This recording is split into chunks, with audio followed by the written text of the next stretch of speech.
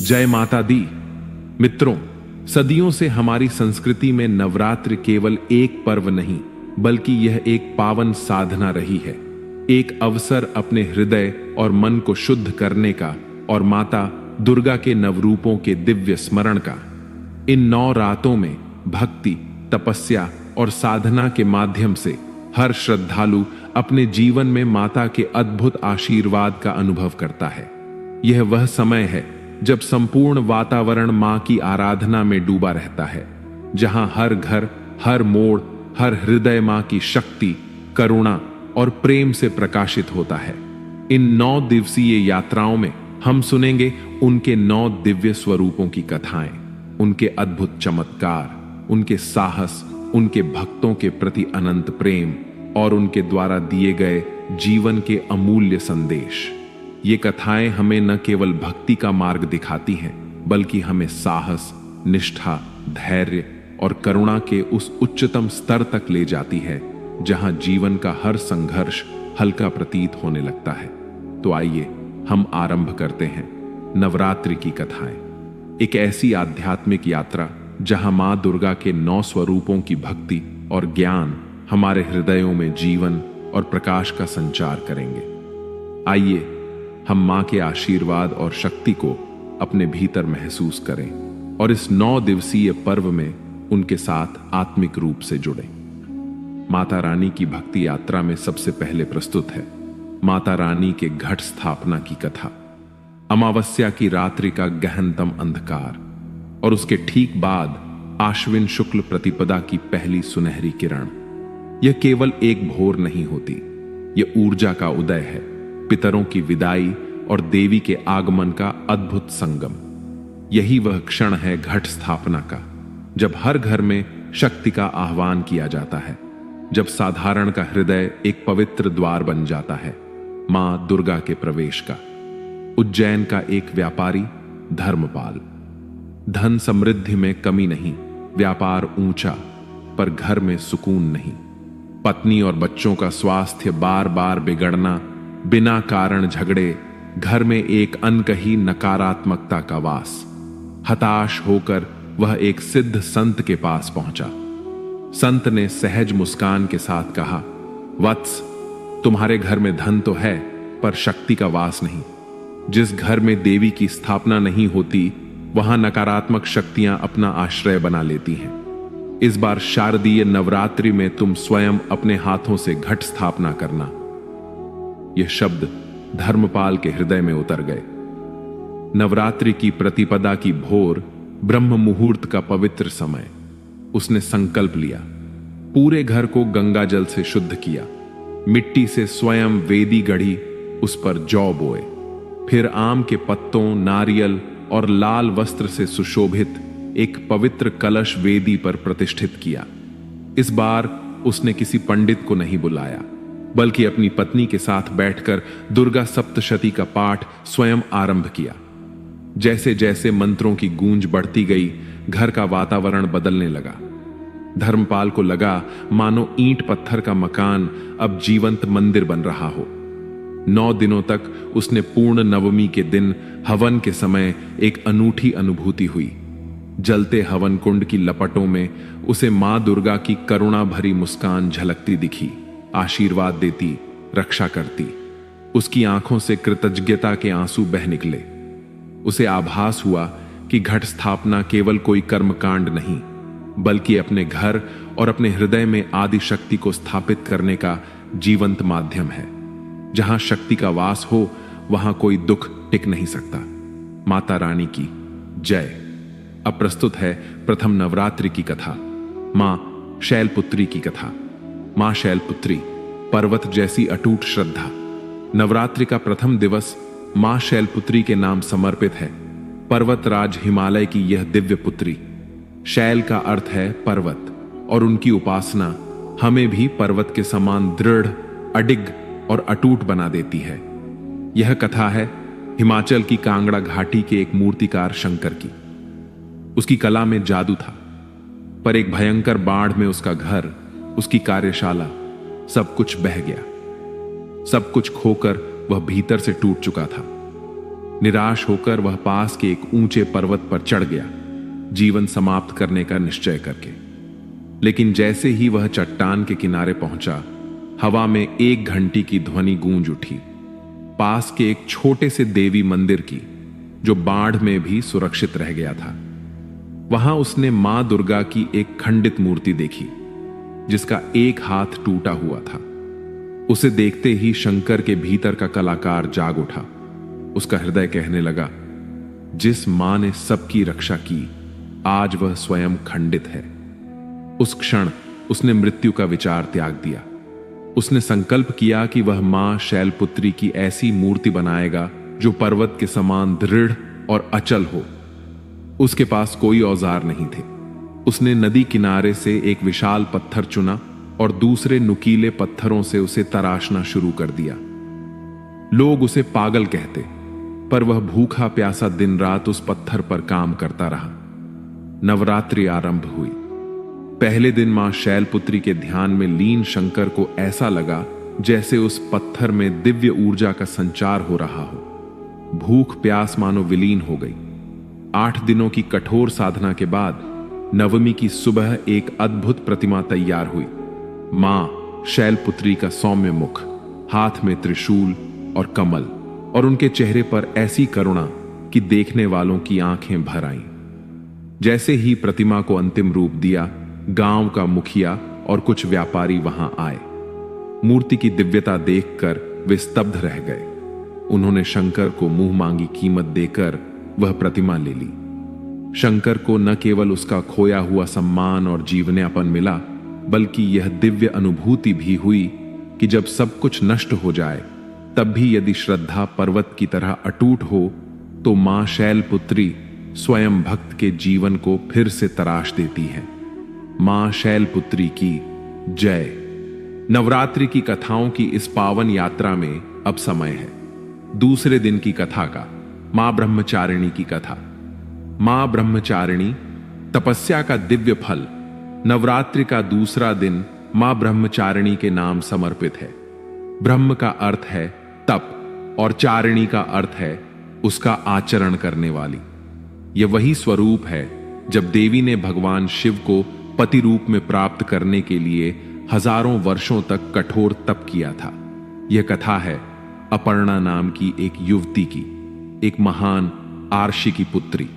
बचपन से ही वह भगवान शिव की अनन्य भक्त थी और मन ही मन उन्हें अपना पति मान चुकी थी। विवाह योग्य होते ही उसने अपनी इच्छा पिता के सामने रखी। पिता ने समझाया, पुत्री, शिव तो वैरागी हैं, तुम ये हठ छोड़ दो। लेकिन अपर्णा का निश्चय पर्वत की तरह अटल था। उसने उसी दिन से कठोर तपस्या आरंभ कर दी। पहले केवल फल फूल पर जीवित रही, फिर केवल सूखे पत्तों पर, और फिर सूखे पत्ते भी त्याग दिए। इसी कारण उसका एक नाम पड़ा अपर्णा, बिना पत्तों के। वह गर्मी, सर्दी, बरसात, हर मौसम में खुले आकाश के नीचे ओम नमः शिवाय का जाप करती रही। उसकी तपस्या के तेज से तीनों लोक कांप उठे। स्वयं ब्रह्मा जी उसके सामने प्रकट हुए। उन्होंने कहा, हे देवी, आज तक किसी ने इतनी कठोर तपस्या नहीं की, तुम वर मांगो। अपर्णा ने हाथ जोड़कर कहा, हे पितामह, मुझे भगवान शिव को पति रूप में प्राप्त करने का वरदान दीजिए। ब्रह्मा जी मुस्कुराए, बोले, तथास्तु, तुम्हारी तपस्या सफल हुई। कुछ समय बाद भगवान शिव एक ब्रह्मचारी का वेश धरकर अपर्णा की परीक्षा लेने आए। उन्होंने देवी के सम्मुख शिव की निंदा की, उन्हें अपात्र बताया, पर अपर्णा के विश्वास को कोई नहीं डिगा सका। उनका दृढ़ निश्चय देखकर भगवान शिव अपने वास्तविक स्वरूप में प्रकट हो गए। उनका दिव्य रूप देखकर अपर्णा की आंखें नम हो गईं। शिव ने मुस्कुराकर कहा, हे ब्रह्मचारिणी, मैं तुम्हारी तपस्या से प्रसन्न हुआ। आज से तुम मेरी अर्धांगिनी हो। उस दिन अपर्णा को अपनी कठोर तपस्या का दिव्य फल प्राप्त हुआ। मां ब्रह्मचारिणी का यह स्वरूप हमें सिखाता है, यदि लक्ष्य के प्रति हमारी निष्ठा और तपस्या सच्ची हो तो असंभव भी संभव हो जाता है। मां ब्रह्मचारिणी की जय। अब यह नवरात्रि की दिव्य यात्रा आगे बढ़ती है। तीसरे दिन की कथा की ओर। मां चंद्रघंटा की कथा। मां चंद्रघंटा, अन्याय पर न्याय का नाद। नवरात्रि का तीसरा दिन मां चंद्रघंटा के नाम समर्पित है। यह मां का अत्यंत शक्तिशाली और उग्र स्वरूप है।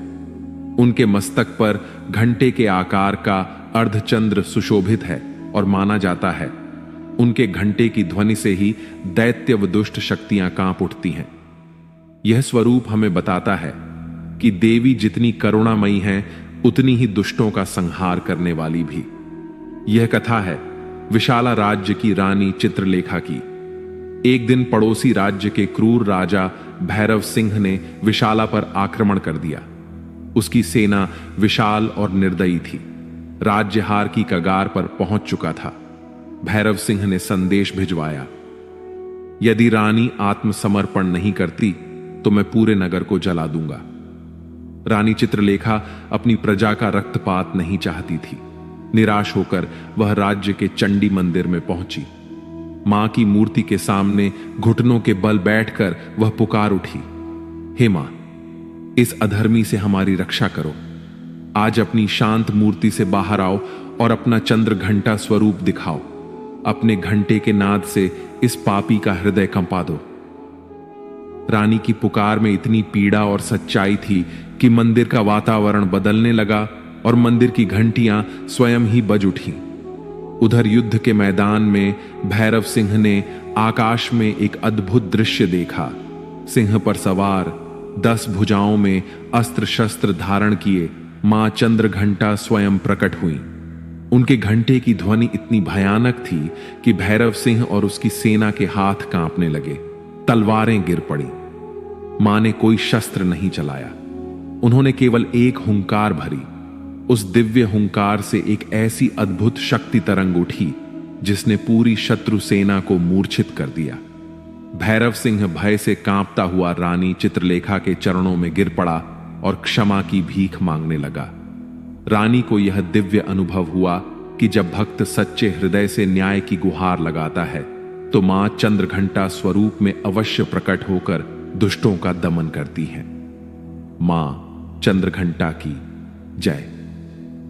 श्रोताओं, अब हम नवरात्रि के चौथे दिवस की उस अद्भुत कथा में प्रवेश कर रहे हैं जहां मां दुर्गा के एक अलौकिक स्वरूप मां कुष्मांडा का रहस्य हमें सृष्टि के आदि क्षणों तक ले जाता है।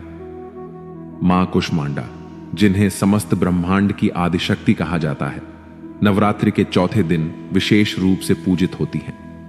मान्यता है कि जब न कहीं दिन था, न रात, न आकाश था, न पृथ्वी, चारों ओर केवल गहन अंधकार था, तब उसी अंधकार को चीरती हुई एक दिव्य मुस्कान फूटी। वह मुस्कान थी मां कुष्मांडा की। उसी मंद मंद मुस्कान से ब्रह्मांड की रचना आरंभ हुई। कु का अर्थ है छोटा, उष्म का अर्थ है ऊर्जा और अंड का अर्थ है ब्रह्मांड। अपनी क्षुद्र सी लगने वाली किंतु अनंत ऊर्जा से इस विराट सृष्टि को जन्म देने वाली यही देवी कुष्मांडा है। कहानी शुरू होती है प्रज्ञान नामक एक महान तपस्वी से। उनके मन में एक ही प्रश्न बार बार गूंजता था, यह सृष्टि कैसे बनी? इसका आरंभ कहां है? इस प्रश्न की जिज्ञासा इतनी प्रखर थी कि उन्होंने सब कुछ त्याग दिया और हिमालय की एक निर्जन गुफा में तपस्या करने लगे। वर्षों की साधना, मौन और प्रतीक्षा के बाद भी उत्तर न मिला। फिर आया नवरात्रि का चौथा दिन। प्रज्ञान ने मन ही मन पुकारा, हे जगत की आदि कारण, यदि तुम हो तो मुझे मार्ग दिखाओ, मुझे इस रहस्य का ज्ञान दो। और तभी उस अंधेरी गुफा का सन्नाटा टूट गया। चारों ओर सुनहरी प्रभा फैल गई। उसकी बंद पलकों के भीतर जैसे आकाश चमक उठा। आंखें खोली तो सामने वही स्वरूप खड़ा था जिसकी वह केवल कल्पना करता था। 8 भुजाओं वाली एक अद्भुत देवी सिंह पर विराजमान, और उनके मुख पर वह दिव्य मुस्कान जो देखते ही हृदय में आनंद की तरंगें दौड़ने लगी। प्रज्ञान उनके चरणों में नतमस्तक हो गए। मां ने मधुर वाणी में कहा, उठो वत्स, मैं कुष्मांडा हूं।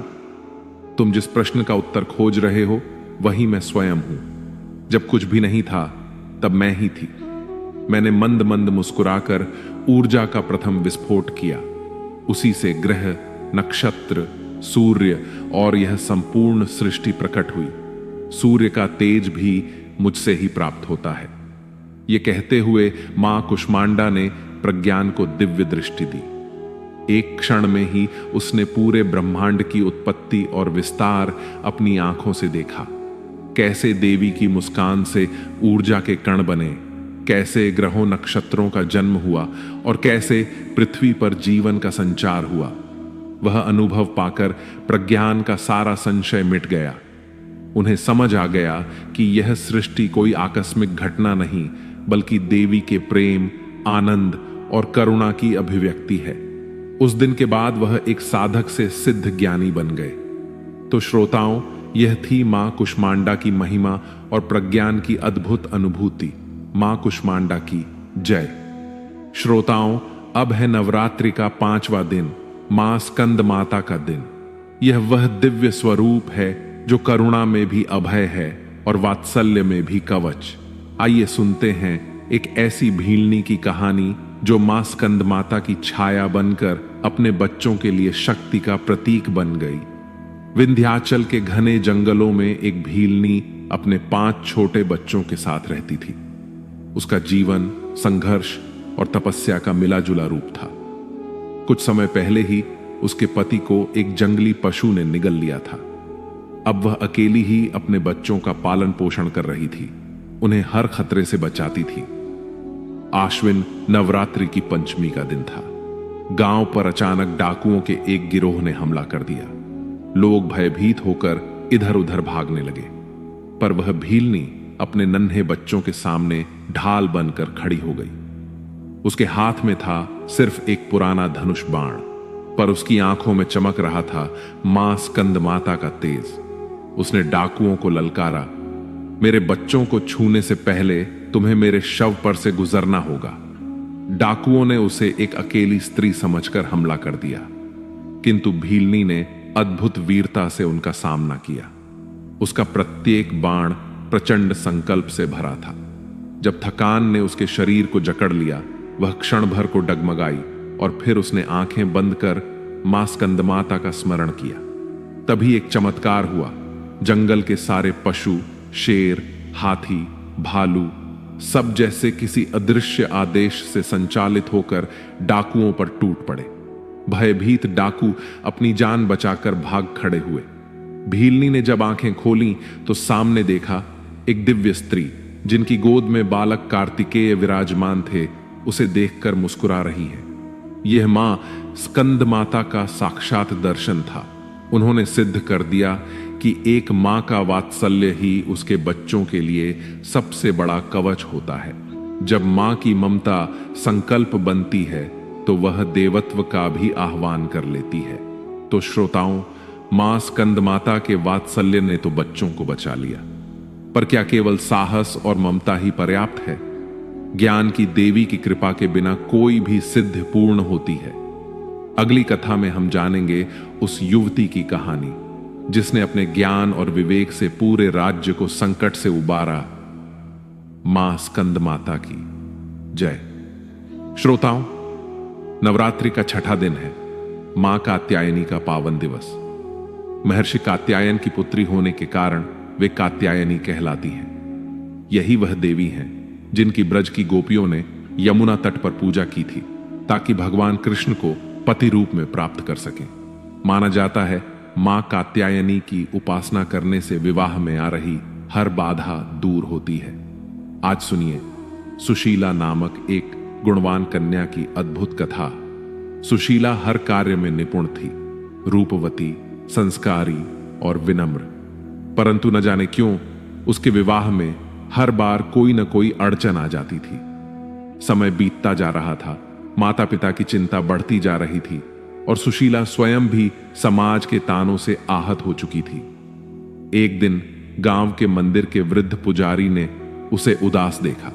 उन्होंने कोमल स्वर में कहा, बेटी निराश मत हो, इस नवरात्रि में मां कात्यायनी का व्रत करो। सच्चे मन से की गई प्रार्थना वे कभी अनसुनी नहीं करती।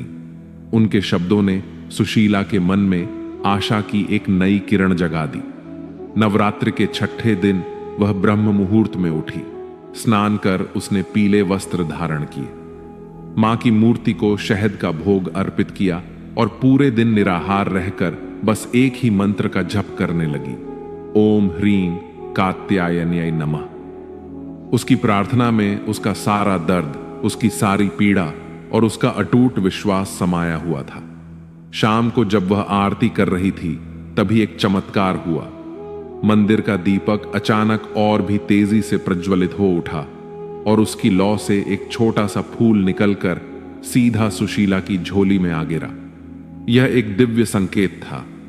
उसी रात देश के एक प्रतिष्ठित राजघराने से सुशीला के लिए विवाह का प्रस्ताव आया। जिस राजकुमार के लिए बड़ी बड़ी राजकुमारियों की पंक्तियां लगी थीं, उसने सुशीला के गुणों के बारे में सुनकर स्वयं उसका हाथ मांगा। कुछ ही दिनों में सुशीला का विवाह बड़े उल्लास और वैभव के साथ उस राजकुमार के साथ संपन्न हुआ। और यह राजकुमार केवल वीर और समृद्ध ही नहीं था, बल्कि सुशीला के प्रति स्नेही और सम्मान करने वाला भी था। उस क्षण सुशीला ने अपने हृदय में अनुभव किया, जब एक कन्या पूरे विश्वास के साथ मां कात्यायनी के चरणों में अपना सिर झुकाती है, तो देवी स्वयं उसके भाग्य की रेखाओं को बदलकर उसे सर्वोत्तम वरदान देती हैं। मां कात्यायनी की जय। श्रोताओं, जब अंधकार अपनी चरम सीमा पर होता है, तब देवी किस भयानक स्वरूप में प्रकट होती हैं। अब हम सुनेंगे एक ऐसे राजा की कहानी जिसने अपने अहंकार के कारण देवी के सबसे क्रोधित स्वरूप को चुनौती दे दी। यह जानेंगे हम 7वें दिन की कथा में। नवरात्रि का 7वां दिन, मां कालरात्रि का पावन दिवस। यह मां का सबसे भयानक और उग्र स्वरूप है। उनका रंग घने अंधकार के समान काला है, बाल बिखरे हुए हैं, परंतु इस रूप के दर्शन मात्र से दुष्ट शक्तियां भय से कांप उठती हैं। भक्तों के लिए यह स्वरूप शुभ फल देने वाला है, इसीलिए इन्हें शुभंकरी भी कहा जाता है। अब सुनिए रक्तबीज और मां कालरात्रि की अद्भुत कथा। रक्तबीज नामक असुर ने तीनों लोकों में आतंक मचा रखा था। उसे वरदान था, उसके रक्त की एक भी बूंद जहां गिरेगी, वहीं से उसी के समान एक और असुर उत्पन्न हो जाएगा। इस कारण कोई देवता उसे मार नहीं पा रहा था। देवता निराश होकर मां पार्वती के पास गए। मां ने देवताओं की व्यथा सुनी। उनका करुणामय चेहरा अचानक तेजस्वी हो उठा। उन्होंने अपना सौम्य रूप त्यागा और भयंकर कालरात्रि का स्वरूप धारण किया। उनका शरीर कृष्ण वर्ण हो गया। उनकी सांसों से अग्नि की ज्वालाएं निकलने लगीं। वे भयंकर गर्जना करती हुई युद्ध भूमि की ओर बढ़ी। मां का रूप देखकर ही रक्तबीज की आधी सेना भय से भाग खड़ी हुई। मां ने एक ही झटके में रक्तबीज पर प्रहार किया। जैसे ही उसके शरीर से रक्त की पहली बूंद नीचे गिरने वाली थी, मां ने अपनी जीभ फैला दी और उस बूंद को पृथ्वी पर गिरने से पहले ही पी लिया। इसके बाद मां ने अनगिनत प्रहार किए और हर एक बूंद को पीती गई। रक्त से विहीन होकर अंततः रक्तबीज का विशाल शरीर निर्जीव होकर गिर पड़ा। उस क्षण देवताओं ने अनुभव किया, यह भयंकर स्वरूप भी भक्तों के लिए अभय का वरदान है। इसी कालरात्रि का चमत्कार सुमेध नामक एक भक्त ने भी अनुभव किया। वह रात के अंधेरे में जंगल में रास्ता भटक गया था।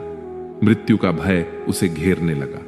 उसने पूरी श्रद्धा से मां कालरात्रि को पुकारा।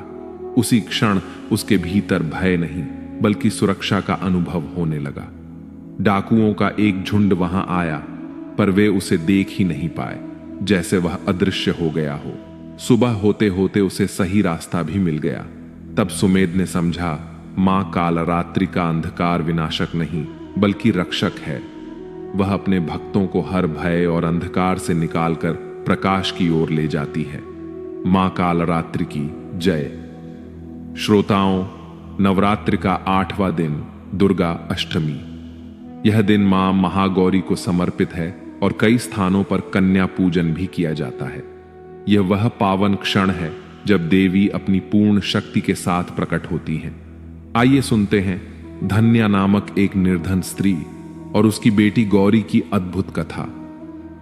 धन्या अपनी छोटी सी बेटी गौरी के साथ एक टूटी फूटी झोपड़ी में रहती थी। महाअष्टमी का दिन आया। गांव के जमींदार के घर बहुत बड़ा पूजन हो रहा था। जमींदार ने घोषणा की थी कि जो भी 9 कन्याएं सबसे सुंदर वस्त्र पहनकर पूजन में आएंगी, उन्हें सोने की एक एक मोहर दी जाएगी। गौरी ने अपनी मां से कहा, मां, मैं भी कन्या पूजन में जाऊंगी। धन्या का हृदय रो पड़ा। उसके पास अपनी बेटी को पहनाने के लिए केवल एक फटा हुआ पुराना वस्त्र ही था। वह अपनी बेटी का उदास चेहरा नहीं देख सकती थी। असहाय और पीड़ा से भरकर धन्या झोपड़ी में रखी मां दुर्गा की छोटी सी तस्वीर के सामने बैठ गई और रोते हुए बोली, हे मां, मैं अपनी बेटी को नया वस्त्र भी नहीं दे सकती। आज अष्टमी है। कहते हैं आज तुम हर पुकार सुनती हो। मेरी बेटी की लाज बचा लो मां। तभी दरवाजे पर दस्तक हुई। धन्या ने दरवाजा खोला और देखा कि एक तेजस्वी वृद्ध स्त्री खड़ी है। उसने धन्या के हाथ में एक छोटी सी पोटली दी और कहा, यह अपनी बेटी को पहना दो। आज अष्टमी है, कन्या को उदास नहीं होना चाहिए। इतना कहकर वह स्त्री अचानक अंतर्धान हो गई। धन्या ने कांपते हुए पोटली खोली। उसकी आंखें फटी की फटी रह गईं। उसमें एक लाल रंग की सुंदर चुनरी थी, जिस पर सोने के तारों से अलंकरण किया गया था। ऐसी चुनरी तो रानी के पास भी नहीं होगी। धन्या ने अपनी बेटी गौरी को वह चुनरी पहनाई। चुनरी पहनते ही गौरी का रूप निखर गया। जब वह जमींदार के घर पहुंची तो सब लोग उसे देखते ही रह गए। जमींदार ने उसे सोने की मोहर दी, परंतु गौरी की मां समझ गई, उसे मोहर से भी कीमती चीज मिल चुकी थी, मां का साक्षात आशीर्वाद। धन्या ने अनुभव किया कि महाअष्टमी के दिन मां स्वयं किसी न किसी रूप में अपने भक्तों की लाज बचाने आती हैं। उन्हें बस एक सच्चे हृदय की पुकार का इंतजार होता है। मां महागौरी की जय।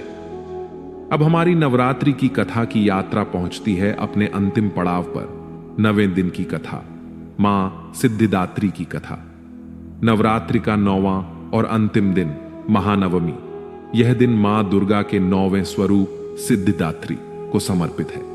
जैसा कि नाम से ही स्पष्ट है, ये देवी सभी प्रकार की सिद्धियों की प्रदाता है। उनकी कृपा से भक्त को लौकिक और पारलौकिक सभी सिद्धियां प्राप्त होती हैं।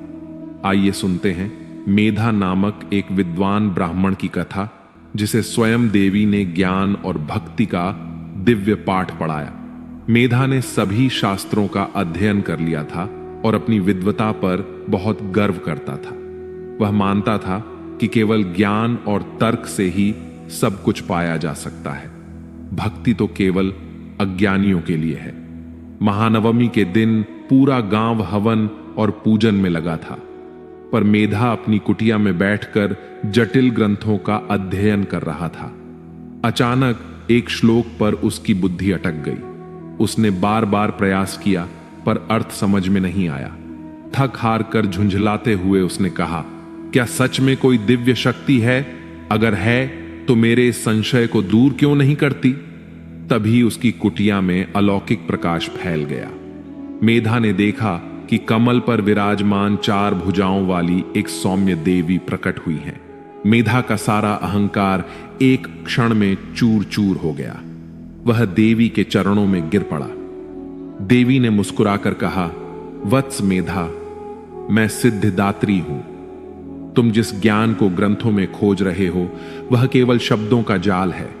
सच्चा ज्ञान तब मिलता है जब बुद्धि के साथ भक्ति का योग होता है। बिना समर्पण के कोई सिद्धि प्राप्त नहीं होती। देवी ने अपना एक हाथ मेधा के सिर पर रखा। उनके स्पर्श मात्र से मेधा के भीतर ज्ञान का एक सोता फूट पड़ा। उसे न केवल उस एक श्लोक का, बल्कि संपूर्ण ब्रह्मांड के रहस्यों का ज्ञान एक क्षण में हो गया। मेधा ने समझा कि सच्चा ज्ञान अहंकार से नहीं, बल्कि मां की कृपा से मिलता है। उसे यह दिव्य अनुभव हुआ कि सिद्धिदात्री केवल तंत्र मंत्र की सिद्धियां ही नहीं देती, बल्कि ज्ञान, विवेक और समर्पण की परम सिद्धि भी प्रदान करती है, जिसके बाद कुछ भी पाना शेष नहीं रहता। उस दिन के बाद मेधा एक अहंकारी विद्वान से विनम्र भक्त बन गया। मां सिद्धिदात्री की जय। मित्रों, इस प्रकार हमने नवरात्रि के 9 दिव्य स्वरूपों की लीलाओं और आशीर्वाद का अनुभव किया। मां दुर्गा की भक्ति और शक्ति ने हमें साहस, निष्ठा और करुणा का पाठ पढ़ाया। आइए उनके आशीर्वाद को अपने हृदय में रखें और जीवन के हर संघर्ष में उनका स्मरण करें। नवरात्रि के पावन उत्सव को हम अपने जीवन में नई ऊर्जा और सकारात्मकता भरने का अवसर बनाएं और धूमधाम से नवरात्रि मनाएं। माता रानी सब पर अपना आशीर्वाद बनाए रखें और सबका कल्याण करें। तो प्रेम से बोलिए, जय माता दी।